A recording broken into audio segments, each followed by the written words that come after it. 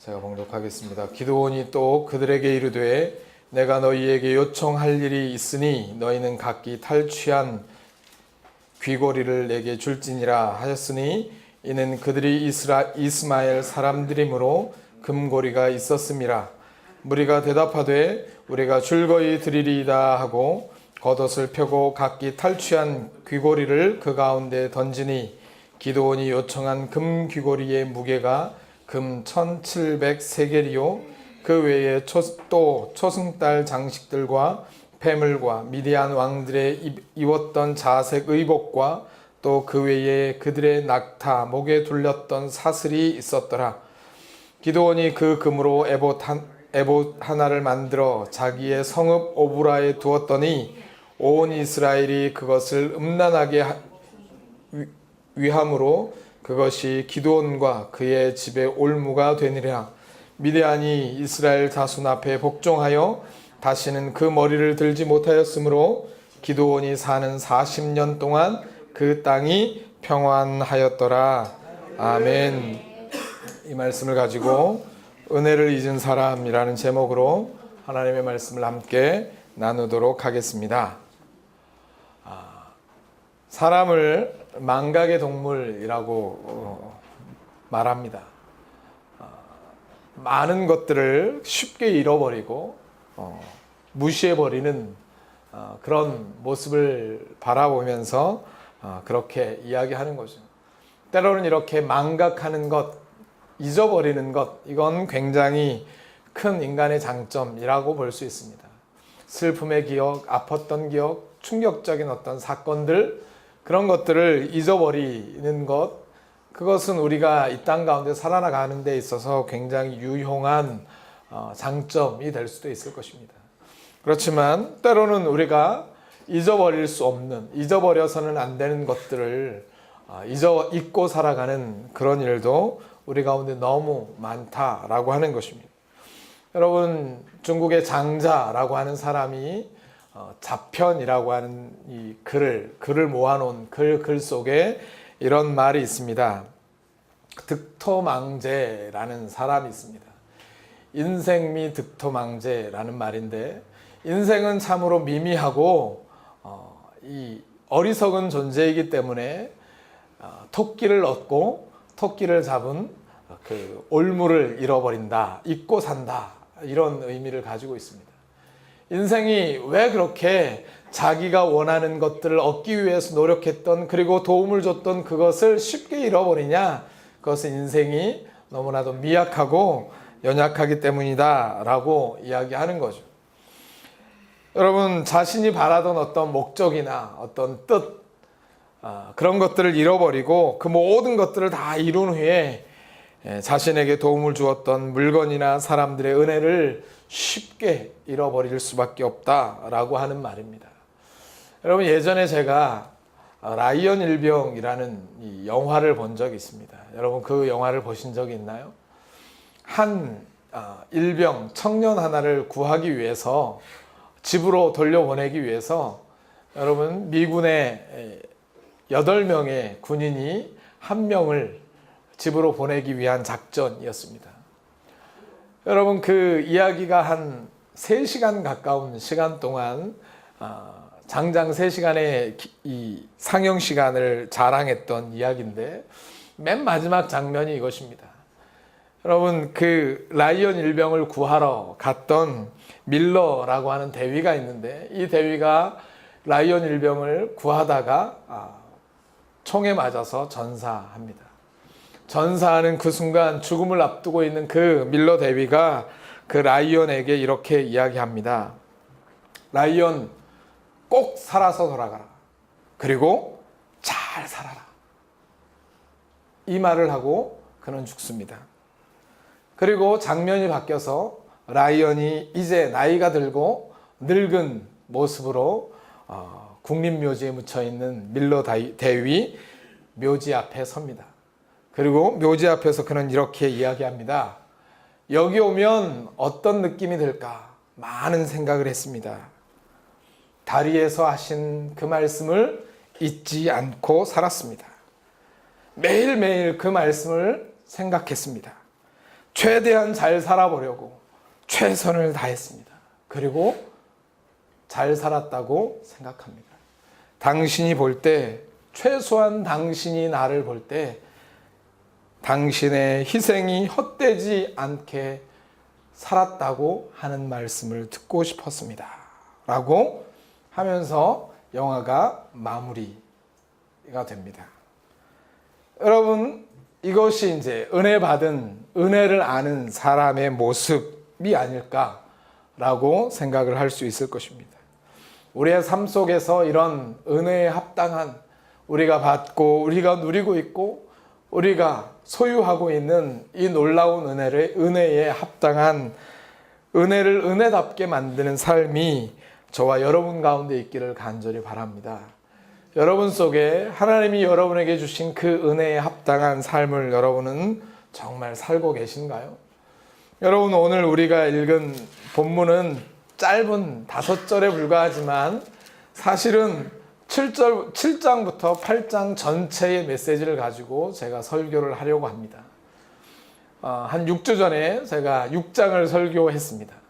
그리고 7장, 8장을 이제 설교하게 되는데, 이 장대 문장을 이 본문을 가지고 설교하려고 하다 보니까 굉장히 어렵지만 간단하게 우리가 하나님의 말씀을 좀 더 이 말씀 속에서 하나님이 우리 가운데 베풀어 주신 그 은혜가 무엇인지를 저와 여러분이 함께 고민하고 그리고 결단하는 그런 시간이 되기를 간절히 바랍니다.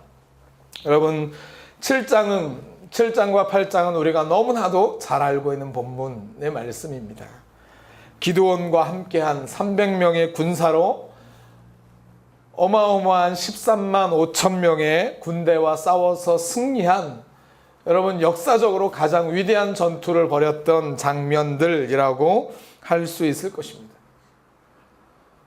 불과 12척의 배를 가지고 적군 300명의 이 적선을 돌파했던, 여러분, 이순신 장군보다 더 위대한 그 역사를 기드온의 역사를 기록한 것처럼 보이는 이 7장과 8장의 역사는, 사실 우리가 알고 있는 기드온의 이 역사는 잘못된 시각과 잘못된 생각과 편견 가운데 가지고 있는 내용이라고 하는 것을 우리는 7장의 말씀을 통해서만 보아도 쉽게 알 수 있습니다.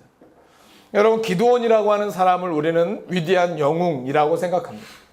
여러분, 또한 기드온과 함께 했던 300명의 용사들을 우리는 용사라고 부릅니다. 과연 이 300명의 사람들을 용사라고 부를 수 있고, 과연 기드온을 영웅이라고 말할 수 있는가? 라고 하는 질문을 우리가 한번 던져보는 것이 필요하겠죠. 여러분, 이 7장 전체 속에서, 아니 6장부터 시작된 기드온의 삶, 기드온의 이 기록 전체 속에서 하나님이 주도하시고 하나님이 계획하신 것은 무엇이냐면, 여러분, 기드온이 이 주연이 아니라 6장, 7장, 8장의 주연은 바로 따라합니다. 하나님이다. 하나님이십니다. 미디안과의 싸움의 모든 주도권을 가지고 계신 분은 기드온이 아니라 하나님이라는 것입니다. 미디안과의 전쟁 속에서 진정한 영웅, 그분은 기드온이 아니라 여호와 하나님인 거죠. 왜요?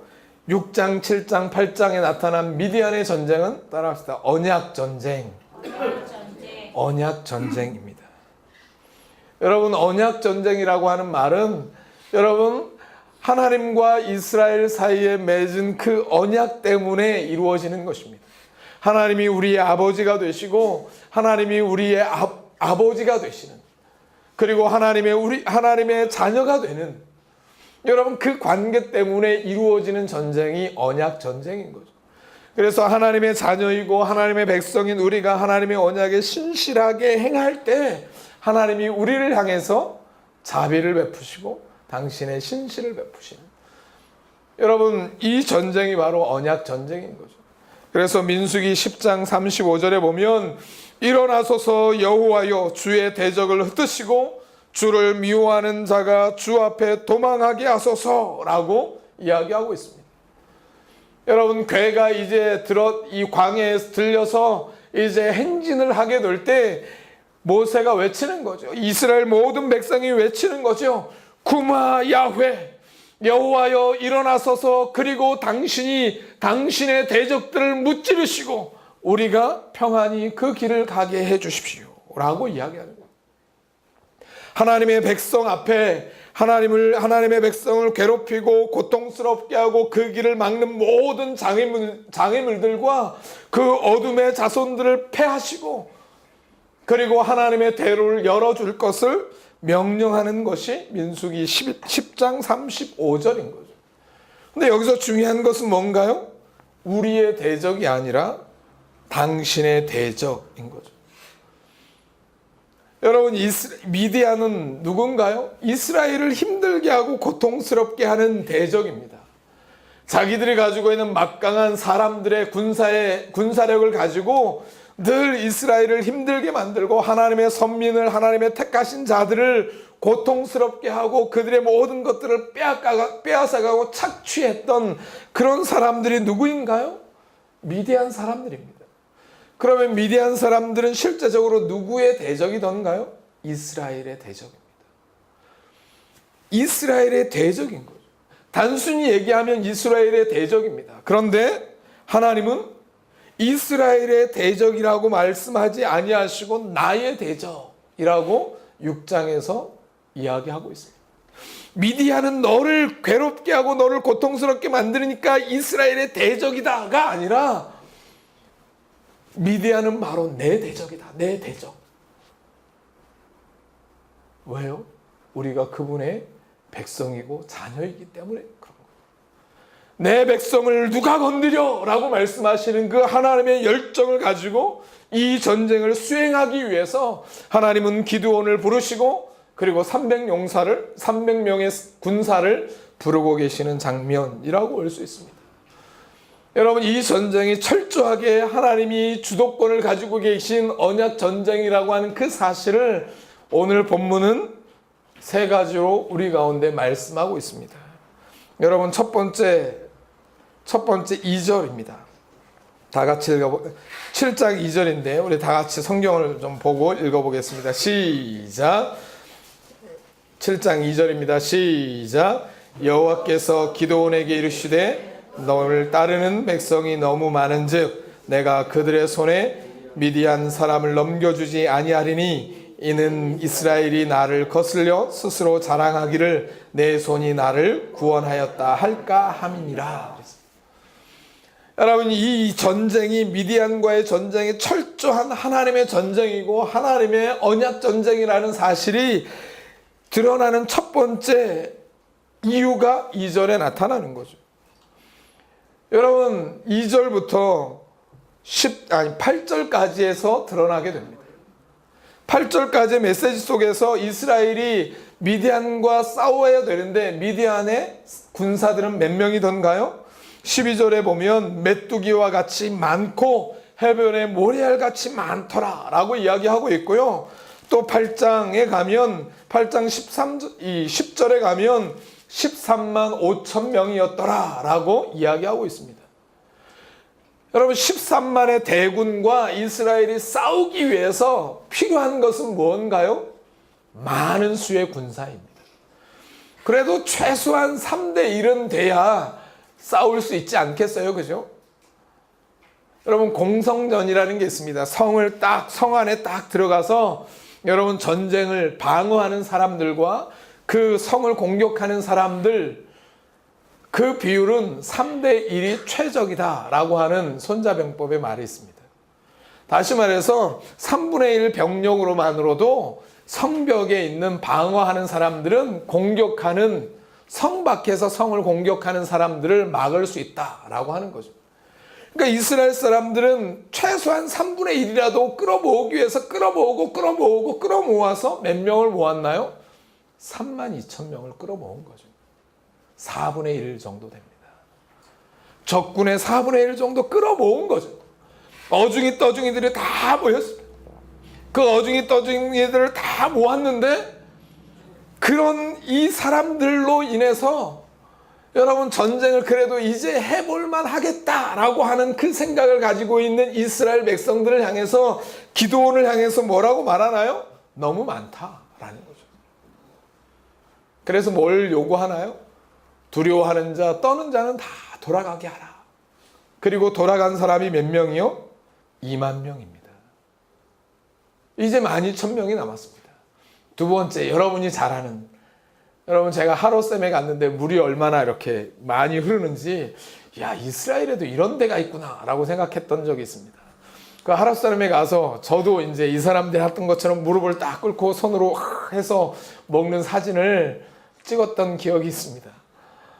여러분, 그 하롯셈에 쫙 몰려갖고 사람들이 뭘 했나요? 물을 마시는 거죠. 어떤 사람은 개같이 엎드려서 물을 핥고 있고, 어떤 사람은 무릎을 꿇고 손으로 물을 떠서 받아 먹는. 여러분, 어떤 사람이 더 용감하고 어떤 사람이 더 지혜로운 사람인가요? 여러분이 지금까지 들을 때, 설교를, 이 본문을 들을 때 한번 생각을 해봐요. 어떤 사람이 더 지혜로운 사람이라고요? 무릎을 꿇고 손으로 물을 떠서 먹은 사람이 더 지혜로운 사람이라고 생각을 했습니다. 왜요? 300명의 이 사람들이 용사라는 호칭을 붙여주기 위한 내 마음속에 있는 선입견 때문에 그렇게 해석하는 거죠. 근데 생각을 해보십시오. 물을 핥아 먹는 그것과 물을 떠서 먹는 그것과 그 사람이 얼마나 용맹하냐, 그리고 얼마나 지혜로운 사람이냐를 구분할 수 있나요? 구분할 수 없습니다. 하나님이 원하시는 건 뭐냐면 그 가운데서 지혜롭고 용맹한 사람들, 정말 용사, 하나님의 나라에 12만 3천 명과 싸워서 능히 승리할 사람, 그 사람을 뽑으라고 말한 게 아니라 숫자를 줄이라고 말하고 있는 것입니다. 너희가 너희의 힘으로 싸워서 승리했다고 생각하지 못할 그 숫자를 하나님이 요구하고 있는 거죠. 그러면 이 300명 뽑힌 그 300명은 용사인가요? 아닙니다. 이 미디안군과 싸워서 능히 승리할 만한 용사이던가요? 아닙니다. 철저하게 하나님의 은혜가 아니고는 하나님이 이 기드온의 300명의 군사와 함께하지 않고는 한순간도 승리할 수 없는 미천하고 어리석은 사람들. 제가 조금 심하게 말해볼까요? 300명의 어중이 떠중이들. 기드온이 용맹스러웠다고요? 여러분 7장 전체를 읽어보십시오. 6장의 전체의 말씀을 읽어보십시오. 기드온이 정말 하나님 앞에 용맹스러운 사람이었는지? 아닙니다. 오늘 7장의 메시지 속에서도 여러분 7장 9절 속에 보면 하나님 뭐라고 말씀하시는, 너 혼자 미디안 족속의 땅에 한번 가봐라. 근데 너 두렵지? 너 떨리지? 네 혼자 가기 겁나지? 그러니까 네 군대 장관 하나 데리고 동행해서 한번 가봐라 라고 말씀하시는, 정말 두려워 떠는 이 기드온, 하나님의 은혜가 아니고는, 하나님이 함께 하심이 아니고는 한순간도 승리할 수 없는 사람, 서 있을 수조차도 없는 그 미천한 사람이 바로 기드온, 그리고 300명의 군사들. 두 번째, 이 전쟁이 언약전쟁인 이유가 9절, 14절에서 드러납니다. 7장 9절, 14절 속에 이 전쟁은 이미 싸움이 시작되지도 않았는데 전쟁이 끝났습니다. 전쟁의 결과가 나타났습니다. 여러분, 기드온은 이 전쟁 속에서 철저히 수동적이고, 그리고 철저히 두려워하고 승리를 장담하지 못합니다. 그런 상황 가운데 하나님은 9절부터 12절까지의 말씀을 통해서 이 전쟁은 이미 끝났다라고 하는 사실을 설명하고 있는 거죠. 네 한번 내려가 봐라. 미디안 족속에게 밤에 몰래 가서 한번 들어봐라. 그리고 자기의 부하와 함께 가서 몰래 들어가서 듣는데 무슨 이야기를 하나요? 보초병들이 이렇게 이야기하는 거죠. 내가 어제 꿈을 꿨는데 보리떡 하나가, 큰 보리떡 하나가 우리 진영에 굴러 들어와서 모든 장막을 다 헐고 박살을 내는 내 꿈을 꾸었다 라고 하니까 한 사람이 그 꿈을 듣고 이렇게 얘기하는 거죠. 여호와의 종 기드온과 이스라엘이 우리를 쳐서 우리를 끝장내고 그리고 우리를 망하게 할 것이다 라는 이야기를 하는 거죠. 누가요? 이스라엘 백성이요? 아니요. 미디안 사람들이 하나님의 전쟁 앞에서 이미 두려워 떨고 있는 사람들. 전쟁은 끝난 거죠. 전쟁은 끝났습니다. 이제 더 이상 싸울 의미가 없는 이 사람들, 두려움에 벌벌벌 떨고 있는 이 미디안 사람들. 여러분, 이 모습을 어디서 또 보게 되냐면 여호수아 4장에 가면 여호수아가 여리고성을 점령하게 될 때 여리고성에 있는 사람들이 두려움에 떨니다.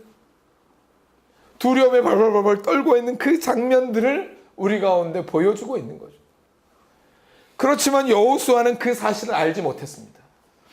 여리고 안에 있는 사람들이 얼마나 두려움에 떨고 있는지 여호수아는 알지 못하는 가운데 하나님의 명령에 즉각 순종함으로 여리고 성이 점령되었습니다. 그렇지만 기드온을 향해서 하나님은 얼마나 자비로우신지 모든 것을 다 보여주는 거죠. 전쟁은 이렇게 끝날 것이고 승리는 이미 우리 가운데 주어진 것이다 라고 이야기하는 하나님. 세 번째, 이 전쟁이 언약 전쟁인 이유를 15절부터 23절까지 에서 세 번째 이야기하십니다. 여러분, 이 전쟁이 언약 전쟁일 수밖에 없는 것은 전쟁의 방식입니다. 전쟁은 무엇을 가지고 하나요? 칼과 창과 방패를 가지고 합니다. 그렇지 않던가요? 근데 이 전쟁은 무엇을 가지고 전투를 하나요? 항아리 하나, 횃불 하나, 소리침 하나, 그게 끝입니다. 항아리를 깨고 집어던져서 깨고 횃불을 들고 그리고 외치는 거죠. 여호와의 칼, 여호와를 위하여 그리고 기드온을 위하여 라고 하는 이 군호를 외치는 것만으로 끝나는 전투. 전쟁의 방식이 칼을 들고 내가 가지고 있는 모든 능력을 가지고 싸우는 그런 전투가 아니라 말도 안 되는 그 전투의 본질을 가지고 싸우는 그 전투. 그래서 22절 다 함께 읽어보겠습니다. 7장 22절 시작. 세대가 나팔을 불며 항아리를 부수고 왼손에 횃불을 들고 오른손에 나팔을 들어 불며 외쳐 이르되 여호와와 기드온의 칼이다 라고 하고 22절입니다. 아니 22절 다 같이 시작. 300명이 나팔을 불 때에 여호와께서 그 온 진영에서 친구끼리 칼로 치게 하심으로 적군이 도망하여 스레라 벳스다에 이르렀고 또 답밭에 가까운 경계에 이르렀더니 제가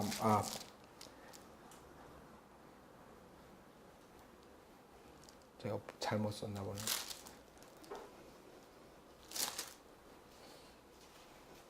여러분 300명이 나팔을 불 때 여호와께서 뭐 했다고요? 그 온 진영에서 친구끼리 칼로 치게 하셨다 그랬습니다. 여호와께서 온 진영에서 친구끼리 칼로 치게 하셨다. 그러니까 이 모든 전투를 누가 하신 거예요? 여호와께서 하신 거죠. 여러분, 이 전쟁의 모든 승패의 결과는 기드온의 믿음 때문도 아니었고 300명의 용맹스러운 전투병들이 나아가서 싸웠기 때문도 아니었습니다. 그죠? 하나님이 극본을 쓰시고 하나님이 연출을 하시고 하나님이 주연이 되셔서 그 모든 전쟁을 완성하신 것이 바로 이 전쟁의 역사인 거죠. 하나님의 은혜인 거죠. 여러분, 이 은혜 앞에 우리가 반응해야 될 것은 딱 하나밖에 없는 거예요. 하나님이 우리를 고통스럽게 하고 우리를 괴롭게 만들고 우리를 절망 가운데 빠뜨리는 그 모든 죄악과 우리의 이 사망의 모든 권세들을 파하시고 우리에게 승리를 보장하셨고 승리를 우리 가운데 부어주셨습니다. 기드온에게 부어주셨고요. 300명의 사람들에게 부어주셨고요. 저와 여러분 속에 하나님이 승리의 은혜를 우리 가운데 부어주신 거죠. 그 부어주신 그 하나님의 은혜 앞에 인간은 철저하게 그 은혜 앞에 무릎을 꿇는 것입니다. 그 은혜를 받아들고 그 은혜를 붙들고 이 땅 가운데서 감사하며 살아가는 것입니다.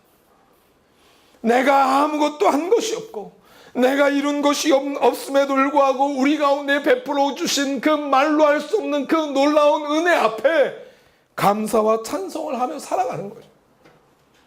그리고 그 은혜에 합당한 삶을 살아가는 것. 나를 위해서 직접 전투의 현장에 나아가서 싸우시는 그 전사이신 그 하나님, 그 하나님의 은혜 앞에 합당한 삶을 살아가려고 작정하는 그 사람, 여러분 그 사람이 정말 그리스도인이 아니던가요? 마태복음 5장에 가면 하나님의 그리스도인의 본질을 마태복음 5장 8복 속에서 우리 가운데 아주 명확하게 우리 가운데 드러내고 있습니다. 하나님의 사람, 하나님의 백성, 하나님의 제자가 누군지 아니? 정말 애통하는 사람. 그리고 온유한 자이고, 그리고 용서할 줄 아는 사람이다. 정말 하나님의 은혜를 받은 사람은 그 은혜에 합당한 삶의 열매를 맺어가는 거죠. 그 모습을 통해서 저 사람이 정말 은혜 받은 사람인지 은혜를 경험한 사람인지를 알 수 있다는 거죠. 다른 사람을 용서하고 용납하고 온유한 마음을 품고 살아가는 그 사람.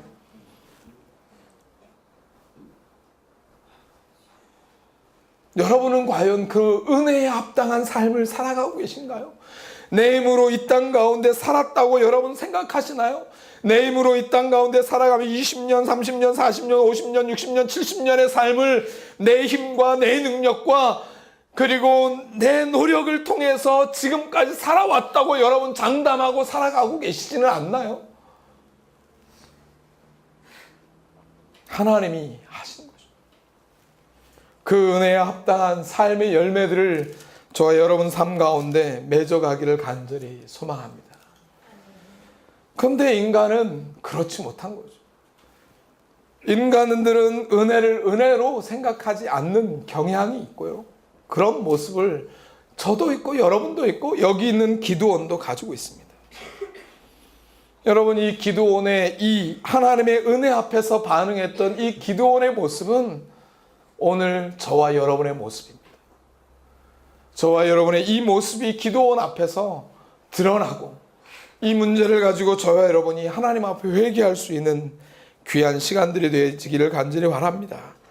여러분 기드온의 모습을 한번 볼까요? 여러분 첫 번째 모습입니다. 첫 번째 그가 기드온이 했던 그 말이 뭐냐면 하나님께서 뭐라고 말씀하셨냐면 7장 18절에 여호와를 위하라 기드온을 위하라 라고 말씀하셨는데 여러분 오늘 본문에 보면 첫 번째 군호가 뭐냐면 여호와와 20절에 보면 여호와와 기드온의 칼이다 라고 이야기하고 있습니다. 20절 맨 마지막에 그렇게 외치는 거죠. 그래서 공격 신호를 외치는 거죠. 여호와와 기드온의 칼. 여기서 무엇무엇에라고 하는 단어가 히브리 단어로 레라고 하는 단어입니다. 근데 이 레라고 하는 단어가 무엇무엇에라고 하는 말도 되지만 다른 말로 번역하면 무엇무엇을 위하여라는 단어 이 뜻도 됩니다. 그래서 다시 번역하면 여호와와 기드온을 위한 칼이라고 우리가 번역할 수 있는 거죠.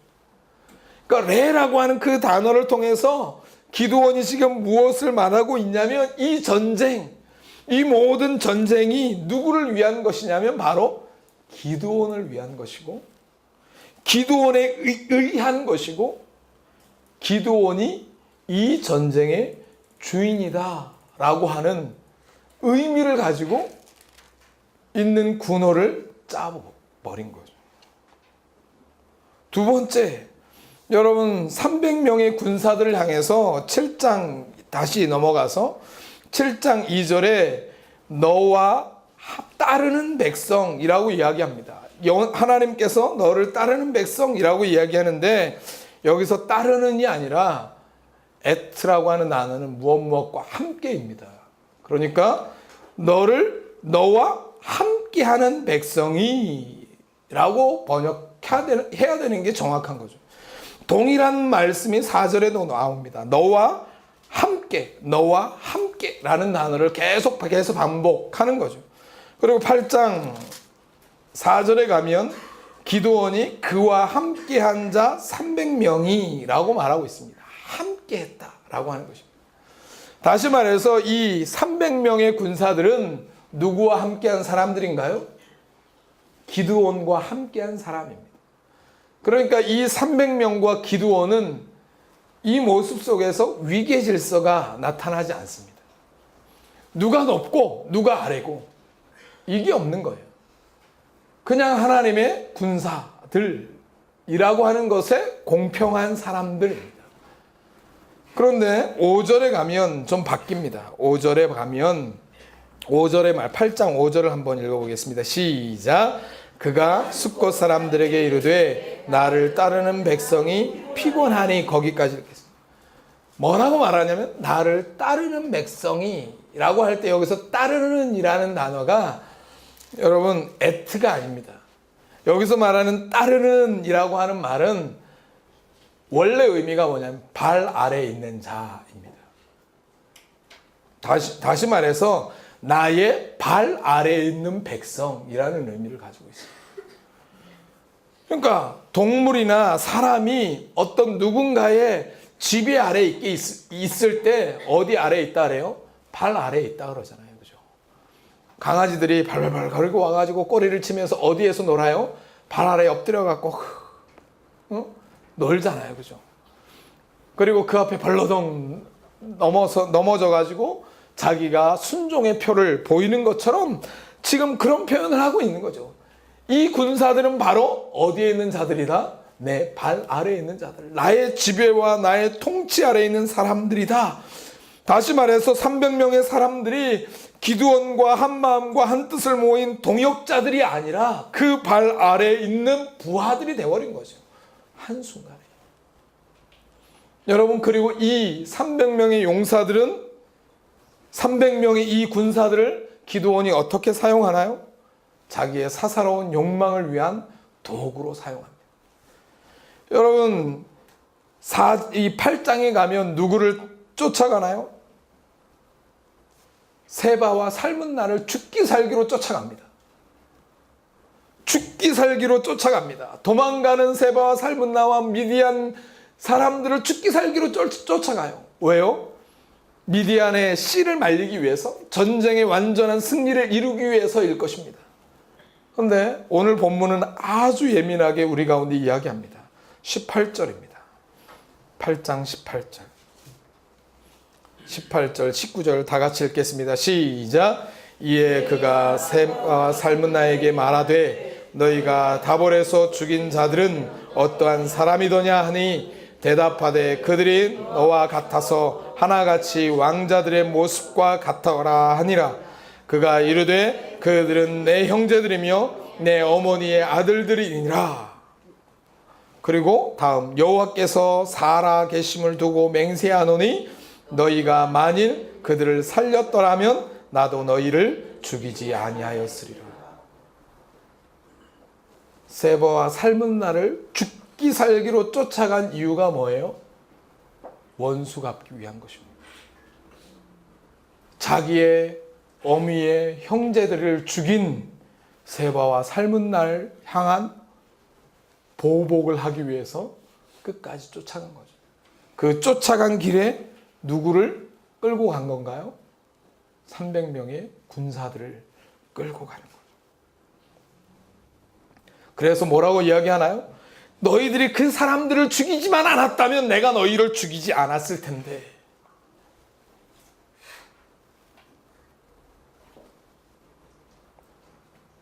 기드온은 공적인 이유가 아니라 사적인 이유를 통해서 이스라엘의 백성을 동원하고 있는 거예요. 자기의 사적인 욕망을 이루기 위해서 하나님의 나라의 비전, 그리고 하나님의 나라의 뜻, 하나님의 명령으로 다 위장하고 그 속에 자신의 사사로운 욕망과 욕심을 이루어버리는 도구로 삼아버리고 있는 이 기드온의 모습을 우리는 보고 있는 거죠. 300명의 사람들은 더 이상 함께하는 사람들이 아니라 거느리고 지배당하는 사람들일 뿐인 사람들. 그 사람이 바로 기드온의 모습이에요. 하나님의 은혜를 자기의 사사로운 이익을 위해서 사용하고 있는 이 기드온의 모습. 세 번째 10절부터 17절. 여러분, 추격하는 가운데, 세바와 살문나를 추적하는 가운데 그 사람이 만났던 사람들은 숫꽃과 분우엘 사람들이었습니다. 그들에게 빵을 달라고 말하지만 숫꽃 사람들과 분우엘 사람들은 빵을 주지 않습니다. 너에게 과연 진짜 세바와 살문나가 네 손에 정말 있느냐? 왜요? 두렵고 떨리는 거죠. 만약에 이렇게 도와줬을 때 세바와 살문나가 와서 자기를 보복하고 자기를 죽이는, 여러분, 그런 위험에 처했기 때문에 이러지도 저러지도 못하고 있는 숫꽃과 분우엘 사람들. 이 사람들은 누구인가요?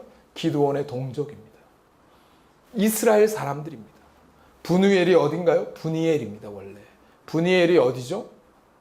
분이엘은 어딘가요? 야곱이 하나님과 씨름했던 그곳이 분이엘이잖아요. 숫꽃도 마찬가지고 그 근처 하나님께서 약속하신 땅에 살고 있던 하나님의 백성들, 그 백성들을 어떻게 하나요? 세바와 살문나를 죽이고 나서 돌아오면서 그들을 죽이는, 자기의 동족을 죽이고 핍박하는 첫 번째 사사가 되는 거죠. 사사가 무엇을 하는 사람인가요? 하나님의 나라의 백성을 구원하는 자들입니다.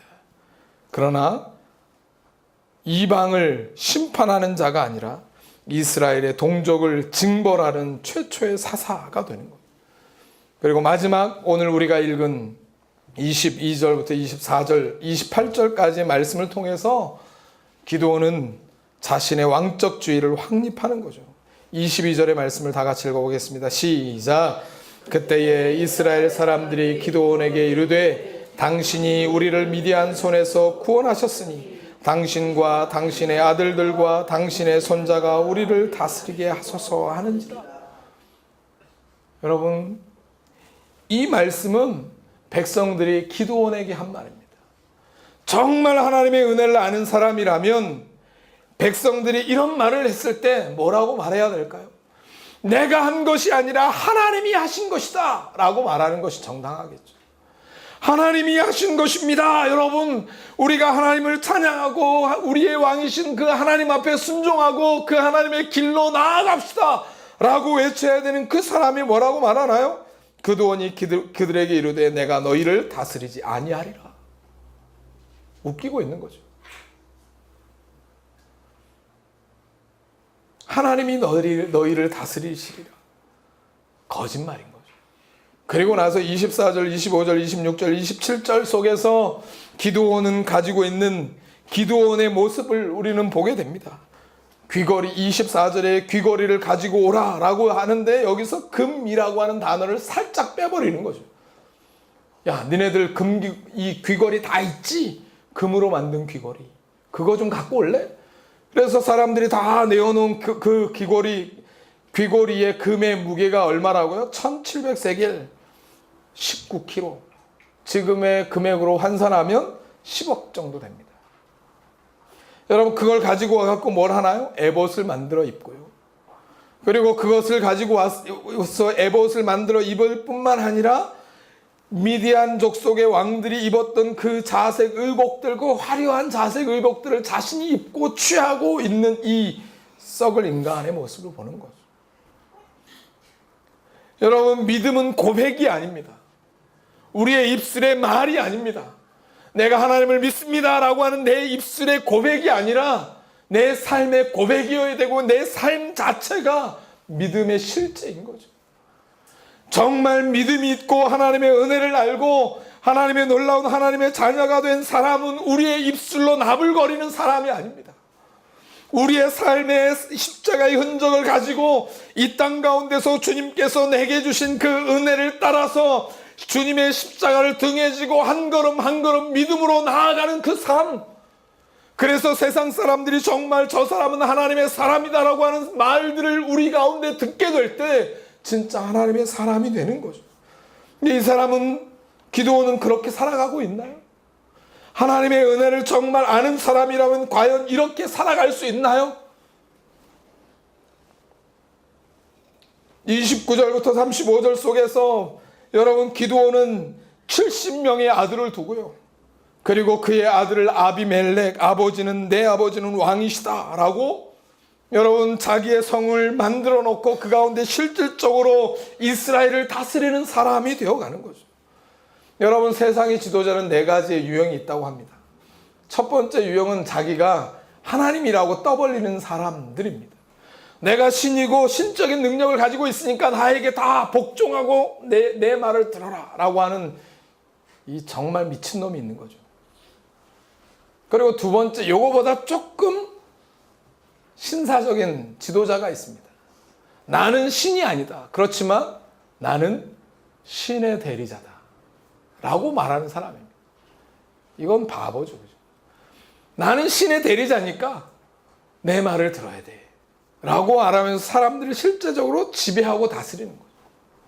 세 번째 지도자는 어떤 사람인가요? 나는 신도 아니고 대리자도 아니고 난 그저 하나님의 종입니다 라고 이야기하지만 종림으로 불리기를 원하는 사람인 거죠. 종림이 되어가지고 실제적으로 사람들의 마음을 지배하고 다스리고 그것들을 붙들고 휘두르는 것을 굉장히 좋아합니다. 여러분, 사람들이 가지고 있는 3가지 욕망이 있습니다. 그 3가지 욕망 중에 가장 큰 것이 뭐냐면 권력욕입니다. 권력. 다른 사람을 지배하는 것. 여러분, 왜 국회의원이 되려고 할까요? 권력욕이 그 가운데 있는 거죠. 내가 힘을 가지고 사람들을 어떻게 해봤으면 좋겠다라고 하는 그 마음을 다 가지고 있는 거예요. 근데 여러분, 정치인들이 가지고 있는 권력은 어떤 권력인가요? 사람의 외적인 모습을 다스리고 지배하는 것입니다. 근데 목사들은 무엇을 지배하나요? 사람들의 마음, 사람들의 영혼을 지배하는 거죠. 나는 종도 아니고, 나는 대리자도 아니고 신도 아니고 나는 그저 종입니다 라고 말하지만 사람들을 실제적으로 지배하고 자기의 생각과 자기의 뜻과 자기의 마음대로 후리는 사람, 그런 지도자들이 우리 속에 너무너무 많은 거예요. 마지막 4번째는 예수님과 같은 지도자, 진정한 목자, 진정한 종으로서 자기의 생명을 내어 던지는 지도자, 이 지도자들이 있는 거예요. 여러분, 기드온의 문제가 무엇인가요?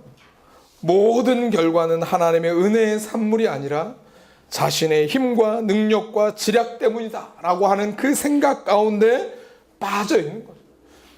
처음에는 주저주저 하다가 뭔가 이루어지고 결과가 막 이루어지니까 내가 뭔가 하니까 되는구나 라고 착각하고요, 그 모든 하나님의 은혜를 다 부인하고 살아가는 거죠.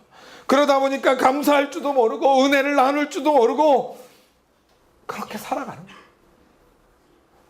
여러분, 요즘 청부론이라고 하는 말이 있습니다. 청부론, 깨끗한 부자. 여러분, 이 이론을 단순하게 설명하면 이렇게 말할 수 있습니다. 하나님 앞에 11조를 경건하게 신실하게 드리고, 그리고 사회적 책임을 위해서 내 삶에 또 다른 의의 11조를 세상 가운데 내어 던지면 나머지 80%는 누구 것이 되나요? 나의 것이 된다라는 거예요.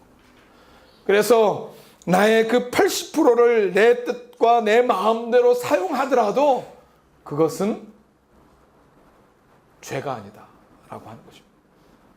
그래서 천국에 들어간 부자, 바늘귀를 통과한 낙타라고 하는, 어떻게 부자가 이 바늘귀를 통과할 수 있을까를 이야기하고 있는 거죠.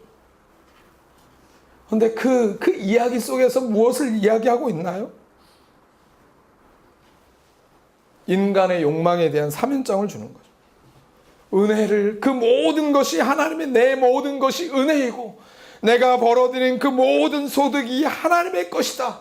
그리고 이 모든 것들을 하나님이 다 걷어가신다고 할지라도 그 은혜 앞에 감사하고 하나님만으로 만족하며 살아가는 그것이 아니라 내 것이 무엇인가 있어야 되고 이건 내 소유다라고 하는 그 생각과 그 욕망 가운데 갇혀있는 그 사람들에게 사면장을 주는 거죠. 은혜를 알지 못하는 것보다 더 무서운 것이 무엇인가요? 은혜를 나의 것으로 사유하고 살아가는 거죠. 이 은혜는 내 거야. 그리고 이 은혜를, 하나님이 주신 그 은혜를 자신의 욕망을 덮는 수단, 그 수단으로 사용해서 은혜로 사람들을 지배하고 하나님의 은혜를 가지고 사람들을 다스리고 통치하고 짓밟는 그 수단으로 사용하는 그 모습, 그것이 바로 기드온의 모습이고 그것이 바로 저와 여러분의 모습이 아닐까요? 하나님의 은혜를 받은 사람이지만 여전히 그 은혜를 나의 것으로만 생각하고 하나님께서 내게 주신 것으로만 생각하고 내가 누리고 내가 이 가운데서 풍성하게 맛보고 즐기고 살아가는 그것으로 만족하고 내 주변에 내 형제들이 죽어가고 울고 슬퍼하고 쓰러져가는 그 형제들과 함께 아파하고 눈물을 흘리지 않고 마음을 쏟아내지 못하는 그 모습을 가지고 살아가는 것이 오늘 저와 여러분의 모습은 아닌가요? 내게 주신 그 은혜가 나를 통해서 세상 가운데 흘러넘치고 세상이 그 은혜를 풍성하게 누리는 그 길이 진정한 하나님의 은혜 받은 자의 모습이고 삶의 길입니다. 여러분이 받은 그 은혜를, 여러분이 받은 그 복을 세상 가운데로 흘려가고 있나요? 아니면 그 은혜를 댐이 가두고 있는 거대한 물처럼 여러분의 삶 가운데 가두어 놓고 여러분의 이기적인 욕망을 채우는데 그 은혜를 사용하고 있지는 않은가요? 기드온의 이 삶의 역사를 통해서 우리는 우리 자신을 다시 한번 봅니다. 제 모습을 다시 한번 봅니다. 하나님의 은혜가 내게 임하고 목사가 되고 하나님의 길을 간다고 자부하고 있으나 하나님의 은혜를 가지고 사람들을 후리려고 했던 제 마음속에 과연 이 욕망이 내겐 없었는가? 라고 하는 마음, 이것을 붙들고 하나님 앞에 기도할 수 있는 시간들, 이 시간들이 여러분들 가운데 있기를 소망합니다. 그리고 여러분들의 삶 가운데 은혜하는 사람으로서 이 땅 가운데 삶으로 하나님의 은혜를 세상 가운데 흘려내보내고 내가 충만한 하나님의 은혜로 풍성케 된 것처럼 세상을 풍성케 하는 하나님의 사람들이 되기를 간절히 바랍니다.